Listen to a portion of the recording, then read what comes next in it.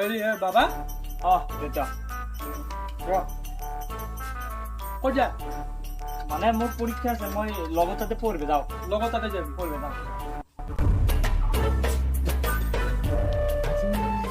ঘৰত কোনো নাই পাপাও গুচি গ'ল আজি যাব লাগিব আজি খায়ে দাম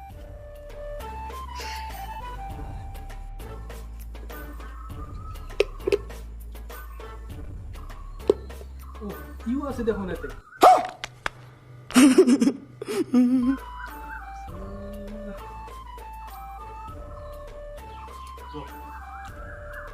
হেল্ল'